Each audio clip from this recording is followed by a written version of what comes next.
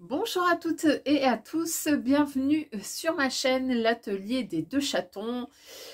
Je me présente pour ceux et celles qui ne me connaîtraient pas, je m'appelle toujours Aurore, j'ai toujours 45 ans et je fais de la couture. Alors cette fois-ci c'est un bilan non pas que de couture mais c'est ce qu'on appelle, enfin c'est ce que j'ai décidé d'appeler un bilan créatif parce que vous allez voir que j'ai fait plein de choses différentes pendant le mois de mars et le mois d'avril. Alors avant ça, un petit coucou Daria qui est toujours là. Voilà. Avant de commencer, écoutez, n'hésitez pas à me mettre un petit like si ça vous plaît. N'oubliez pas de vous abonner également, c'est gratuit. Et puis, comme toujours, si vous avez envie de commenter cette vidéo, n'hésitez pas, les commentaires sont faits pour ça. Et j'adore vous lire, j'adore vous répondre, donc n'hésitez pas, ça me fait toujours plaisir. Alors, on va commencer donc tout de suite par la partie couture. Donc le mois de mars et avril, j'ai un peu cousu, j'ai pas beaucoup, mais il y a des petites choses intéressantes. Donc, on va commencer tout de suite, si Chacha le permet, voilà, par une robe, hop, que j'attrape.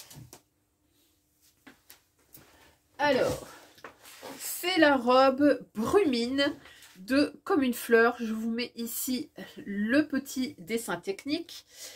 Je l'ai cousu dans le cadre d'un challenge puisque la créatrice Fleur avait lancé un challenge où on pouvait hacker en fait sa création. Alors moi le hack ça a été très léger mais bon écoutez j'ai essayé en tout cas. J'ai fait de mon mieux, voilà. Alors, je vous présente tout de suite ma réalisation. Donc, j'ai opté pour un galon de dentelle ici sur les épaules. C'est le plus gros de mes hacks. Hein. Et j'ai également fait des poignées de manches élastiquées avec un petit volant. Alors, je vous mets également quelques petites photos portées. Donc, vous verrez que c'est une robe qui est de coupe assez ample, une coupe un peu trapèze. Je l'ai réalisée dans un tissu que j'avais acheté sur le salon du tissu à Courtrai, mais pas la dernière édition, l'avant-dernière. C'est un espèce de flanelle, voilà, avec des espèces de petites fleurs également. L'intérieur c'est blanc, c'est noir moucheté, voilà. Je l'avais pas acheté pour ça, mais écoutez, ça se prêtait bien.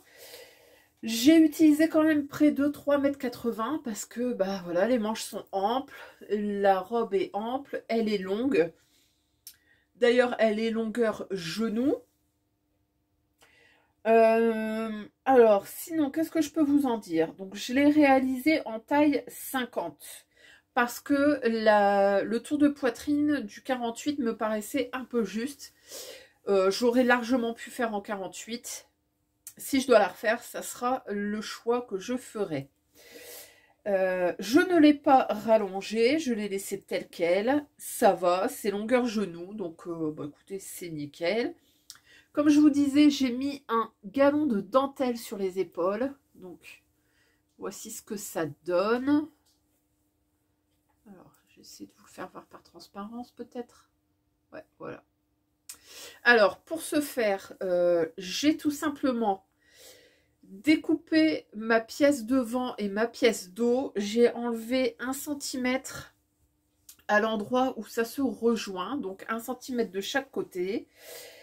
Parce que mon galon fait 2 cm de large, donc 1 et 1, ça fait 2. Il fait même un petit peu plus de 2, puisque vous avez une marge dans le galon.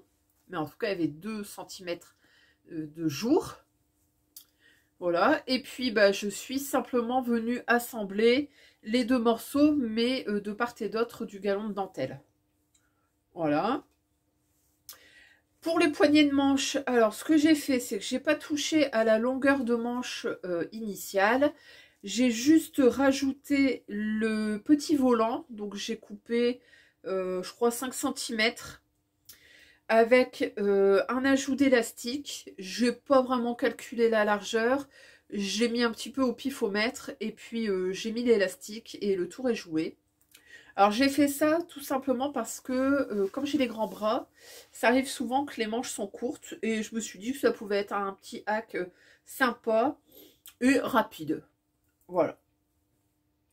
Ce que je peux vous dire, c'est que le modèle est très simple à monter puisque vous avez une pièce devant, une pièce dos. Vous avez une finition avec des parmentures. Voilà. Donc moi j'ai tout surjeté. La parmenture, je l'ai entoilée. Ça aurait pu être fait sans entoilage parce que le tissu est assez épais quand même. Au niveau des manches, j'ai eu un petit peu d'embut. Donc je l'ai résorbé en faisant des petits plis. Alors je ne sais pas si on le voit, mais il y a des petits plis sur les manches, sur la tête de manche. C'était pas énorme, hein, l'embut était pas foufou. Il devait avoir 2 cm. Et je l'ai résorbé comme ça, ma foi, ça fait le job. Voilà, j'ai pas grand chose d'autre à dire, si ce n'est que cette robe, je l'aime beaucoup et que je la porte ceinturée et à chaque fois j'en ai des compliments, donc bah écoutez, c'est parfait. Alors ensuite, on passe à une robe, encore une fois, et c'est la robe Toronto de chez Ikati. Je vous mets le dessin technique. Alors, j'ai été grandement inspirée par Vanessa, donc les Malices de Vanessa, qui avait eu quelques mésaventures avec sa robe Toronto. Elle voulait la faire en jean pour elle, et puis finalement, elle s'est plantée dans la coupe des pièces, et ça finit par être une robe pour ses filles. Et puis, en la voyant, je me suis dit qu'elle était vraiment sympa, et que ça me tenterait bien d'en faire une. Donc, j'ai tout d'abord acheté un velours violet clair qui était destiné à faire cette robe. Et puis, j'ai pas pensé qu'en fait, le velours, ça a un sens. Donc, ça passait pas. Mon coupon était trop petit. Et puis, en rangeant mon armoire dernièrement, mon armoire à tissu, j'ai retrouvé un coupon de tissu, un coupon de jean que j'avais complètement oublié. Et il y avait de quoi passer la robe, d'autant que le jean lui n'a pas de sens, donc j'ai pu caser toutes les pièces dans le coupon. Donc je vous montre tout de suite la réalisation. Alors je l'ai faite donc dans ce jean bleu. J'ai fait des surpiqûres avec un fil ocre, voilà. Alors c'est déjà plein de poils. Et j'ai vu qu'il y avait une tache, il va falloir qu'elle passe à la machine à laver. Donc la voici. Donc c'est une robe de forme trapèze. Vous avez 2 petites poches ici sur le devant que j'ai réalisées. J'ai fait une petite piqûre en biais comme ça sur le dessus. J'ai fait également, j'ai choisi de mettre en valeur la couture centrale. Donc moi j'ai fait une double surpiqûre sur la couture du centre et j'ai fait la même chose dans le dos. Voilà, ça c'est la version A puisque elle n'est pas ouverte sur le devant. C'est la version B qui est ouverte par bouton, et la version A en fait elle se ferme par des petits boutons sur le côté et par par ici en fait par un bouton. L'intérieur il est doublé. Alors ça je trouve ça vraiment joli, la finition. C'est doublé dans une popeline de chez Dries & Stoffen. Alors c'est clairement d'inspiration Liberty. Je pense même que c'est une copie, hein. C'est plus épais que du Liberty, mais ça fait tout à fait le job. Donc je l'ai fait dans ce tissu là. Au niveau de la taille, alors j'ai fait la taille 52, encore une fois en me référant au tableau des tailles, sauf que franchement c'est un peu large, voire même très large. En même temps, je compte la porter, et je l'ai déjà portée avec un pull en dessous. Donc, ça passe. Par contre, cet été, si je veux la porter avec un t-shirt, bah voilà, ça va être trop grand. Donc, je me tâte sur le fait de rajouter des passants, je sais pas. Ce qui m'embête un peu dans l'histoire de mettre des passants, c'est que vous avez le boutonnage ici. La ceinture, elle arriverait au niveau du boutonnage. Et j'ai peur que ça fasse moche. Donc à voir. Peut-être que je la laisserai comme ça, je sais pas. On verra. Au niveau de la longueur, alors, c'est une longueur, il y a une longueur mini et une longueur normale. On va pas se mentir, la longueur normale, elle est assez courte. Pour autant, j'ai fait la longueur normale et puis elle me paraissait une longueur un peu bâtarde. Elle arrivait en dessous de mon genou, donc je l'ai recoupée. Voilà, donc elle arrive à hauteur genou. Moi, ça me convient, c'est pas trop court, c'est pas trop long, donc c'est parfait pour moi. Qu'est-ce que je peux vous en dire d'autre? Franchement, une fois qu'on a bien percuté que les pièces ne sont pas découpées en miroir, parce que j'ai failli me faire avoir, bah écoutez, elle n'est pas compliquée à monter. Vous avez 2 pièces devant, 2 pièces dos. Vous avez la parmenture, mais qui est vraiment très bien faite. Elle est pas, il n'y a pas de complications. On vient la coudre endroit contre endroit et on retourne. Vous avez ici donc le boutonnage à faire, mais pareil, il ne faut pas sortir de Saint-Cyr. Et puis ici, bah, vous avez la petite patte. Clairement, j'aurais pu m'en passer, j'aurais pu la coudre parce que en fait, elle passe par la tête. Voilà, bah écoutez, en tout cas pour moi, c'est une chouette petite robe. Je l'ai déjà portée pour aller travailler avec une marinière en dessous. Je compte la reporter avec des pulls ou avec des t-shirts. Ça sera une robe 4 saisons, hein, clairement. J'en avais déjà une noire, c'est pas le même modèle, mais ça y ressemble. Et bah écoutez, avec la bleue, ça fait le bon duo. C'est nickel. Je vous mets également quelques petites photos portées. Et on passe au projet suivant. Alors, le projet suivant, c'est une blouse dont on a entendu parler un peu partout, qu'on a vu à peu près partout. C'est la blouse Samari de Madine Estelle. Je vous mets également un petit dessin ou une petite photo portée. Je l'ai réalisée... Puisque je suis un bon mouton de panurge, je l'ai réalisé, j'en avais envie et je l'ai faite dans ce coton brodé. Alors, c'est un coton brodé que j'avais eu chez Stock Tissu à Paris. Je l'ai payé 2 € du mètre. J'en ai eu pour un peu moins de 2 mètres. Ce qui fait que, comme le patron est gratuit, que le tissu coûte pas cher, c'est une blouse qui me revient à 3,60 €. Franchement, défiant toute concurrence. Alors, comme vous le voyez, c'est une blouse avec une fermeture qui se fait par nouette. Vous avez la possibilité de faire un col arrondi ou un col V. Moi ici, je crois que c'est un col... Qu'est-ce que j'ai mis ? C'est un col rond. Et vous avez également maintenant la possibilité de faire une robe. Pour les manches, j'ai fait des manches 3/4. C'est ce qui était prévu dans le patron. Vous pouvez très bien les raccourcir. Hein. C'est une manche droite, donc c'est très facile à raccourcir. Et Madine Estelle l'a proposé également sans manches. Et je trouve que ça fait le job. Alors, donc ici, vous avez donc cette fermeture en nouette. Selon la version, vous en avez 4 ou 6 à découper. Donc un boutonnage, enfin une fermeture par 2 ou 3. Et ce que j'ai trouvé plutôt judicieux, c'est que, en fait, on nous propose de faire une patte ici. Hop, un ajout de petite patte qui vient dans le décolleté et qui permet de cacher le soutien-gorge. Au niveau du montage, vous venez assembler le devant, le dos, on assemble les basques. Alors si vous n'aimez pas faire des fronces, c'est clairement pas un modèle pour vous parce que des fronces, Il y en a un paquet. Alors, je suis même en train d'enlever encore des fils de fronce. Parce que je vois que j'en ai encore qui sont restés. Hop. Donc, il y a du kilomètre de fronce, hein, je vous avoue. Il y en a sur la basque. Vous en avez sur les têtes de manche. Voilà. Donc, il y a de la fronce, il y a de la fronce. Vous avez une finition avec une parmenture. Voilà, donc c'est propre.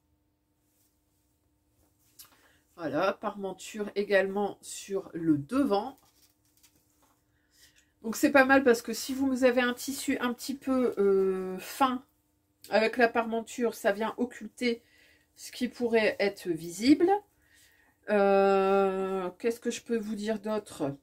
Je l'ai réalisé en taille 52 en me fiant en fait au tableau des tailles que j'avais utilisé déjà pour le gilet Rivoli. Sauf que c'est clairement beaucoup trop grand. Je crois que ça va être le podcast du trop grand, en fait. Je vais l'appeler comme ça. J'ai tout cousu trop grand. Il faudrait que je le refasse, mais que je la refasse en taille 48. Est-ce que ça va m'empêcher de la porter? Clairement, pas du tout. Je vais la porter avec un débardeur ou un t-shirt en dessous. Donc, ça va passer. Et puis, de toute façon, comme je sais que je suis en perte de poids, il y a de fortes chances que dans un mois, de toute façon, même si j'avais fait en 48, ce soit trop grand. Au niveau de la longueur, on est sur une bonne longueur. Moi, ça m'arrive au niveau des fesses. Donc, c'est plutôt une bonne longueur. J'ai rien rallongé, j'ai rien raccourci. Je vous montre le dos quand même. Je l'ai fait sur un après-midi, donc c'est une cousette qui se fait assez facilement. Qu'est-ce que je peux vous dire d'autre? J'ai pas fait de modification. La ligne de taille. Oui, peut-être que la ligne de taille, je la modifierai la prochaine fois. Je la ferai peut-être un petit peu plus haute. Je verrai. Mais bon, voilà. Je vous mets également quelques petites photos portées. Et j'espère que je vais pouvoir la porter très prochainement. Puisque je vous avoue que on a eu un temps assez dégueulasse. Et aujourd'hui, le soleil commence seulement à repointer son nez. Donc peut-être que je pourrai la porter très prochainement. Mon autre projet couture, bah écoutez, c'est le tout dernier en date, c'est celui que je porte ici. Donc je vous fais voir. C'est un sweatshirt. C'est le sweatshirt Nikita de Vinny DIY en collaboration avec Mademoiselle Malabar. Je vous mets ici des petites photos du dessin technique. Donc c'est un t-shirt, un sweatshirt que j'avais déjà réalisé. Je l'ai réalisé cette fois-ci dans ce French Terry avec des petits personnages. Voilà. Je vous fais voir un petit peu. Alors, ce French Terry vient du marché au tissu de Courtrai. J'avais acheté 1,50 m dans l'optique donc de me faire un sweat. Il est assez léger, c'est un sweat de demi-saison. Alors, quand les filles m'ont vu acheter ça, elles ont dû dire elle a craqué son slip. Mais je trouve ça tellement mignon.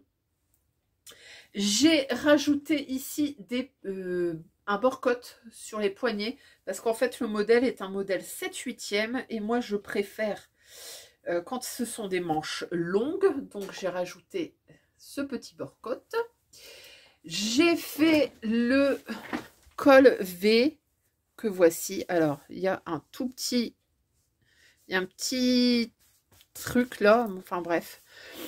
Si vous voulez voir comment je fais mon col V, je vous ai mis également une vidéo avec le pas à pas. Je vous explique comment faire pour faire la bande pour que ça fasse un vrai beau V. C'est dispo sur ma chaîne YouTube également. Au niveau des difficultés, bah écoutez, il n'y a pas de difficulté, hein, c'est un sweat tout classique avec des manches raglantes. Donc vous avez un devant, un dos. Vous venez ajouter les manches. Moi je fais une couture tout du long. J'ai rajouté les poignées de manches à la fin. Et puis bah voilà, donc le tuto du col V, il est à votre disposition si vous le souhaitez. C'est pas très compliqué, le tout c'est de bien faire votre bande d'encolure tout de suite. Et puis après de venir assembler la pointe sur la pointe. Voilà. C'est tout bête, c'est tout bête. Je vous mets quelques petites photos ici portées. Franchement, je l'ai fait hier. Je ne le quitte plus. Je le trouve super, super confort, super agréable. Et est-ce que je vais le porter pour aller travailler? Eh bien, écoutez, oui, bien sûr, puisque le ridicule ne tue pas. Voilà. Alors, ensuite, on passe à mon dernier projet couture. Et oui, déjà, ça va vite. Et cette fois-ci, c'est un accessoire. Et c'est un accessoire du quotidien, c'est un lunch bag que voici. Donc un petit lunch bag rectangulaire. Il s'appelle Lanchera. C'est un tuto gratuit que j'ai trouvé sur internet. C'est une créatrice qui refait en fait, qui reprend tout un tas de tutos qu'elle trouve un peu partout et qu'elle filme. Ça s'appelle Le Monde de mes loups. Je vous mettrai en barre d'infos le lien vers sa chaîne YouTube. Tous les projets qu'elle propose sont filmés. Vous avez un pas à pas filmé. Il y a plus de 300 projets différents, gratuits. Et vous avez également une page Facebook où là, vous pouvez trouver les tutos. Enfin, les tutos. Les fiches techniques de chaque objet, en fait, gratuitement.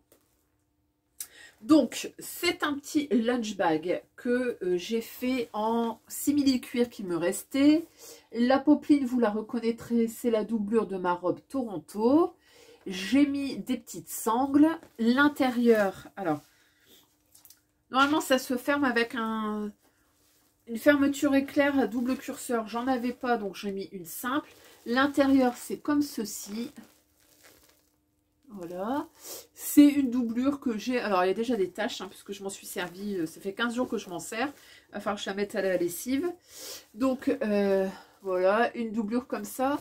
La finition, alors c'est peut-être le point négatif des créations du monde de mes loups, c'est que c'est souvent des finitions au biais. Bon, c'est peut-être pas le plus heureux, mais bon, écoutez, ça se fait.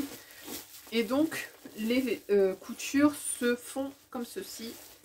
Donc j'avais un gros biais. Voilà. Hop. Bon, vous voyez, c'est un peu dégueulasse, il y a des taches. Je vais essayer de vous faire voir le côté non taché. Voilà. Entre la doublure et le tissu extérieur, vous avez un tissu isolant, isotherme. Ce qui fait que si votre machine a du mal à passer les épaisseurs, c'est peut-être pas vraiment fait pour vous. Parce que vous avez quand même, par exemple sur les côtés, vous avez deux épaisseurs de simili-cuir, vous avez 2 épaisseurs de tissu isolant. Vous avez en plus un passepoil. À la fin, vous avez le biais à mettre tout autour des coutures. Donc, ça commence à faire un peu épais. Moi, j'ai pas eu trop de difficultés. J'ai beaucoup allongé mon point. Ça s'est fait sans trop de difficultés. Voilà. Alors, c'est un petit tuto, donc comme je vous disais, gratuit. Il est filmé de A à Z. Il est hyper compréhensif. Franchement compréhensible, pardon. Si vous avez besoin de vous faire des petits accessoires comme ça, n'hésitez pas à aller jeter un œil sur cette page Facebook Le Monde de mes loups ou sur YouTube. Vous verrez, la créatrice fait des choses de folie et c'est gratuit. Et en plus, vous avez une chouette petite communauté sur la page Facebook. Donc voilà, moi j'y vais de temps en temps, je regarde un peu ce qu'il y a à proposer et franchement, c'est sympa. Dedans, j'arrive à mettre quand même mon bento, je mets mon dessert, j'arrive à mettre une bouteille, donc il a quand même une contenance assez importante. Et ben écoutez, voilà pour la couture. Si vous n'aimez pas les autres projets, broderie, tricot, crochet, on va se quitter ici. Sinon, bah écoutez, restez avec plaisir, j'ai plein de choses à vous proposer. Donc, mon projet tricot que j'ai enfin fini, c'est un projet que j'avais commencé en janvier et que j'ai terminé courant mars. Alors, ça s'appelle le Snowfall Sweater Scarf. Et la créatrice, c'est Knitatude. C'est une Canadienne anglophone. Je vous fais voir le dessin. Je vous mettrai quelques petites réalisations ici. Alors, c'est ce qu'on appelle un chauffe-épaule. Alors, je l'ai réalisé, je vous dis tout ça tout de suite. Je l'ai réalisé dans un fil de chez Zeman. C'est la pelote royale. Hop, que voici. Alors, sa composition, c'est c'est d'acrylique, 100% acrylique. J'avais besoin normalement de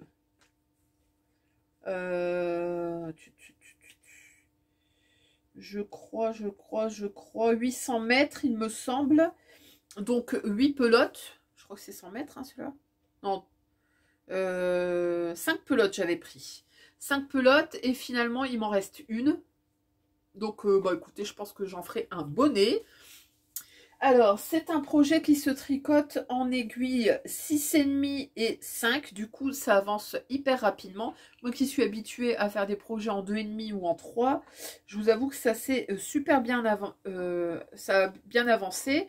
Alors, je vous mettrai quelques petites photos portées. Le truc, c'est qu'il faut prendre le coup de main pour le porter. C'est donc un chauffe-épaule qui se transforme en écharpe. Vous avez ici une bordure qui se fait, je pense que c'est un point de riz. Et ensuite, vous avez un plumetis à l'intérieur. Donc, c'est tout simplement des mailles en vert qui sont disséminées sur des mailles en droit. Ça se tricote à plat. Vous avez ici des cottes 1-1. Voilà. Hop. Et à la fin, vous venez coudre le bout pour en faire des manches. Et ça vient se croiser en fait dans votre dos et sur votre poitrine. Hop, voilà le chat. Donc ça, c'est la bordure qui est apparente. Hop, voilà. En gris, c'est pas évident.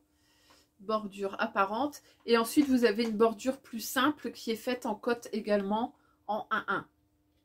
Voilà. Alors, c'est franchement d'un niveau débutant. Si vous savez faire des points en droit, des points en vert, vous savez tout faire. Hein. Les cotes du 1-1, bah, c'est une maille à l'endroit, une maille à l'envers. C'est pas compliqué du tout. C'est pas très long.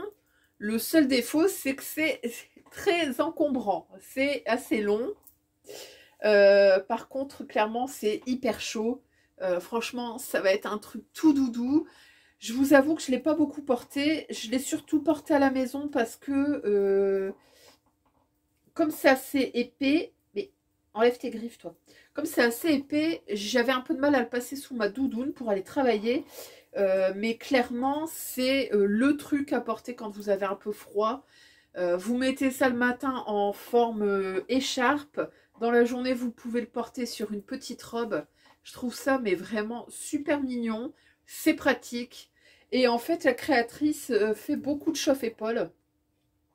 Le projet qu'elle a présenté, elle le présente sur une robe de mariage, une robe blanche. Franchement, c'est toute beauté. Je vous avoue que je le referai. C'est un patron payant. Je l'ai trouvé sur Ravelry. Je vais essayer de vous dire combien je l'ai payé. Il n'était pas très cher. C'était moins de 10 €. Je crois que ça devait être 8 € et des briquettes. Oui, le patron étant français. Hein. Elle est canadienne anglophone. Mais pour autant, tout étant français. Vous avez également, ça c'est sympa, sur sa chaîne YouTube, vous avez les différentes manières de porter le châle. Ça peut servir parce que, comme je vous disais, il est un petit peu encombrant, ce châle. Oh bah dis donc. Mais je sais pas si vous la voyez, mais elle est en train de me relécher. Aria. Je vous avoue que j'aimerais bien la faire dans un fil peut-être un peu plus pelucheux. Je verrai. Donc voilà pour mon projet tricot. On passe ensuite par une découverte. Alors, donc on passe ensuite par une découverte. Pour celles qui ne le savent pas, j'habite dans le Pas-de-Calais et je travaille dans le Nord. Et en fait, je travaille donc à Lille et là-bas, vous avez une mercerie de seconde main qui anime également beaucoup d'ateliers. Donc, elle propose des ateliers de recyclage, des ateliers de broderie, des ateliers de tricot, des choses comme ça. Et j'avais vu passer sur son Instagram, je vous mets pareil en barre d'infos le nom de cette mercerie, ça s'appelle Les Recoupettes. Donc, c'est une mercerie de seconde main et qui fonctionne avec des bénévoles. Et donc, on avait, un dimanche, j'ai vu qu'elle proposait une broderie que j'avais envie de tester depuis un moment. C'est une broderie japonaise, ça s'appelle le sashiko. Je vous mets quelques petits exemples ici. Alors, pour ceux qui ne connaissent pas, le sashiko, ça se fait surtout sur des toiles bleues. Pour la simple et bonne raison qu'en fait, c'est une broderie traditionnelle qui était faite sur les vêtements de travail des Japonais. Et en fait, ça venait renforcer le tissu où on s'en servait pour les rapiécer, les raccommoder. Et en fait, la broderie fait que le tissu devient plus rigide, plus solide et que ça fait une espèce de matelassage. Donc, je vous mets, pendant qu'on parle, quelques petits dessins. Et donc, j'ai été intéressée par faire cet atelier. Donc, ça s'est passé un soir, on était 4, plus Laetitia, l'animatrice, qui nous a proposé donc différents tissus de seconde main avec du fil de soie. Alors, je vais vous montrer ce que c'est que du fil de soie. Donc, ça, c'est du fil de soie de seconde main qu'elle a eu dans un don. Donc, c'est comme ceci. Voilà. C'est un fil qui est plus épais. Pour autant, il est assez fin. Ça ressemble un peu à du fil de reprisage peut-être, entre les deux, entre du coton mouliné et un fil à repriser. Voilà. Ça se fait avec une très grande aiguille. Je vous la mets ici. Ça ressemble en fait aux aiguilles à repriser. Donc c'est une longue aiguille, assez pointue.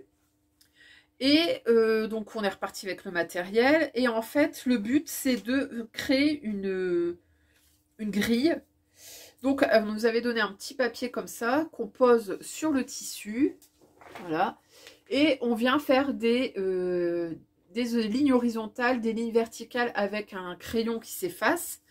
Et petit à petit, on vient construire le dessin. Donc on brode d'abord tout ce qui est horizontal, ensuite tout ce qui est vertical, ça fait des croix, et puis après on vient faire les obliques.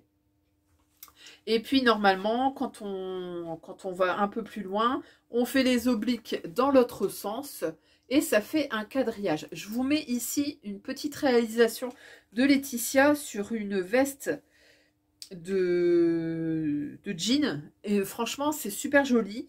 Et c'est fait sur un tissu écossais. Donc en fait, elle s'est servie des carreaux du tissu écossais. Elle n'a pas eu à retracer la grille comme nous, on a besoin de le faire. Donc ça, c'est du papier, hein, c'est du papier millimétré, hein, du papier à petits carreaux. Et en fait, on s'en sert comme gabarit. Et elle l'a pas fait avec ça. Elle l'a fait directement avec les carreaux du tissu. Je trouve ça super joli. C'est très original. Donc elle-même a suivi un cours avec un maître Sachiko qui explique le pourquoi du comment. C'est pas seulement un point de broderie, c'est pas que du décoratif, ça a vraiment une signification et ça a vraiment une utilité. Le but, c'est pas seulement que ça soit beau, mais que ce soit fonctionnel, et c'est surtout pour rapiécer des pièces. Je vous avoue que moi, je trouve ça surtout très joli. C'était l'aspect esthétique qui m'intéresse. Maintenant, sachant que ça permet aussi de solidifier le tissu, bah écoutez, je pense que je vais garder ça en mémoire. Et puis si un jour je dois rapiécer quelque chose, bah, j'utiliserai cette technique. Donc voilà pour le sashiko. Et puis en étant là-bas, j'ai rencontré quelqu'un qui prenait un cours de tricot. Et en discutant, je dis à l'animatrice Laetitia, bah, et tu fais des cours de crochet, puisque moi ça fait des mois et des mois que j'essaye de faire du crochet, c'est toujours une catastrophe. J'avais demandé à pas mal de gens, j'avais demandé à une collègue, j'avais demandé à Péroline, la chaîne de Péro, coucou Péro si tu passes par là, j'y arrivais pas. Et je me suis dit, bah, je vais prendre un cours de crochet. Donc, j'ai fait une petite session de crochet avec Laetitia, qui m'a expliqué qu'en fait, j'avais bien le bon geste, mais j'avais un problème de tension de fil. En fait, je suis tellement habituée à tricoter et à avoir mes tensions par mes aiguilles, que j'arrivais pas à faire une tension avec ma main gauche, qui, elle, n'a pas d'aiguille, ni de crochet, ni rien du tout. J'ai enfin trouvé la façon dont il fallait faire. Et donc, je me suis lancée. Alors, je vais vous montrer un peu ce que j'ai fait. C'est pas le plus beau, mais en tout cas, ça a le mérite d'être fait. Donc, je me suis lancée par un Granny Square que voici. Bon, il est un petit peu bancal. C'est le tout premier. J'étais assez contente. Du coup, je me suis lancée. J'en ai fait un deuxième. Voilà. Et puis, comme ça me paraissait quand même assez facile, je me suis dit que j'allais attaquer une plus grosse pièce. Et donc, j'ai commencé un châle. C'est un châle qui est proposé par Caro Tricote. Alors, le nom, je vous dis ça de suite, je l'ai noté. C'est le South Bay Shawlet. Donc, c'est un châle débutant au crochet. Vous devez savoir en fait faire une maille serrée, une maille coulée, donc ça c'est la base, la chaînette. Vous devez également savoir faire des brides et c'est un projet qui se compose en rosace. Donc j'ai imprimé le diagramme et en fait vous avez les 5 premières lignes qui sont différentes. Et puis à partir de là, dans les 6 premières lignes, et à partir de la 7e et 8e ligne, en fait, vous répétez toujours le même dessin. Et clairement, c'est hyper satisfaisant. C'est facile, c'est pas très compliqué à retenir. C'est une série de... toujours les mêmes actions. Et donc, j'ai commencé ça il y a quelques jours. Et voilà ce que ça donne. Donc je le fais avec une laine, pardon, de chez Katia. C'est pas la plus sympa, elle est un peu rêche, mais je pense qu'elle va s'assouplir ou se feutrer. Donc voilà, ce que ça donne, c'est que le début du châle, j'espère m'en faire un pas trop grand, mais pas trop petit. Et j'ai choisi ce modèle-là déjà parce qu'il est assez simple. Et puis parce que, en fait, ça me rappelle, ma maman avait ce qu'elle appelait une liseuse. Donc c'était un châle, en fait, tout simplement, qu'elle avait fait au crochet, puisque ma maman était une pro du crochet. Et elle faisait ça les yeux fermés. Et je me souviens de ce dessin, en fait. Cette espèce d'éventail, et elle l'avait dans un coloris rose comme celui-là en fait. Et je l'ai vu mais traîner ce châle pendant des années et des années. Je ne sais pas où il est passé après son décès. À mon avis, c'est parti aux œuvres caritatives, puisqu'on a fait don de tous ces vêtements. Et voilà. Et du coup, c'est alors la séquence peut-être un peu émotion, mais en tout cas le fait de crocheter comme ça et de crocheter un châle qui ressemble, bah voilà, ça me rapproche un petit peu de ma maman et ça me rapproche un peu de ce qu'elle faisait. Et j'espère qu'elle est fière de moi, de me voir faire ça, et puis de voir que j'ai chopé le truc, puisque elle le faisait les yeux fermés. Donc voilà, donc ça c'est mon petit projet crochet. Voilà, je n'ai plus d'autres projets. J'ai quand même un truc sympa à vous faire voir. J'ai assisté, comme les 3 dernières années, à une nuit créative. Donc ça se passe pareil dans le Nord. C'est une petite association qui propose des nuits de la couture. Et Donc ça fait 3 fois que je le fais. Je fais ça, je participe avec Estelle. Coucou Estelle. Du compte Multitask Créative. Cette fois-ci, on avait également Hélène du compte Rue de la Couture. Coucou Hélène, si tu passes par là. Et en fait, donc cette association propose une nuit de la couture. On commence à coudre à 18 h avec un thème imposé. Et puis, bah, on coud ce qu'on a envie. Alors moi, je vous avoue que je couds pas beaucoup, je parle beaucoup. Et puis, j'ai fait la connaissance de plusieurs personnes, youtubeuses, instagrammeuses, tout ce qu'on veut. Donc, j'ai rencontré Naftali. Donc, coucou Naf, si tu passes par là, je te fais des bisous. Qui a un super compte. Elle fait beaucoup d'accessoires. Donc, c'est by Naftali. Et puis, j'ai rencontré une autre Aurore qui fait aussi beaucoup de choses, qui a une chaîne YouTube et ça s'appelle Les Cousettes d'Aurore, si je ne me trompe pas. Je vous mettrai les liens de leur chaîne en vidéo. Et donc, cette fois-ci, on avait comme thème de Rio à Venise en passant par Dunkerque. Donc, il fallait coudre ou créer quelque chose autour du thème du carnaval. Alors, je vous avoue que j'ai eu énormément de mal et je vous montre ce que j'ai créé. Alors, c'est pour le fun. Je me suis bien amusée. On avait également, comme non seulement on avait un thème imposé, mais en plus on devait incorporer dans nos créations des trucs un petit peu chelous. Donc, on avait un anneau en bois à incorporer, donc les gros anneaux pour les rideaux. On avait un bouchon de liège ou une petite bobine de fil vide en bois également à incorporer.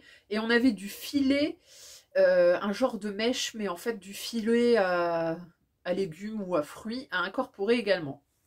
Et tout ça sur le thème du carnaval. Alors les filles ont fait des sacs, il y en a qui ont fait des jupes, etc. Et moi en fait quand je ne sais pas, je fais des chapeaux. Et donc j'ai créé cette chose.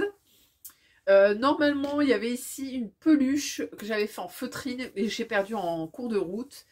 Donc, vous avez un loup ici pour le carnaval. J'ai mis des étoiles, il y a des plumes. Ici, vous avez donc le fameux anneau qu'il fallait incorporer. Vous avez le filet à légumes. Vous avez la bobine. Et puis, bah voilà. Donc, j'ai créé cette structure. Je vous fais voir l'arrière. C'est fait à partir d'un vieux tapis de yoga que j'ai découpé, assemblé à la colle à pistolet. J'ai mis de la toile tout autour, j'ai cousu, j'ai fait des fronces pour que ça tienne. Et puis bah, je suis venue créer cette chose. Voilà, donc pour moi, bon, c'était marrant. Pour moi, j'ai trouvé ça assez original. Ma tête ne rentre pas dedans, hein, parce que... Ah si, peut-être presque. C'est un petit côté chapelier fou. En tout cas, j'ai trouvé ça très marrant à faire. Et puis, bah écoutez, mon chapeau a eu pas mal de succès. Je vous mettrai une petite photo avec le petit personnage que j'avais créé. Tout le monde a trouvé ça mignon, donc bon, voilà. Voilà pour mes aventures créatives du mois de mars et avril. J'espère que ça vous aura plu. Dites-moi ce que vous en avez pensé, s'il y a des choses qui vous intéressent. Je compte maintenant faire un petit peu de crochet un petit peu plus souvent, donc vous en verrez. Vous verrez toujours de la couture. Vous verrez également un projet de broderie très prochainement, un projet, comment on appelle ça, collaboratif. Pour le moment, je peux pas trop vous le faire voir, mais voilà. Et puis, bah écoutez, j'espère que ça vous aura plu, que vous serez amusés autant que moi à le regarder. Je vous fais des gros bisous et je vous dis à très vite pour de nouvelles aventures créatives. Salut!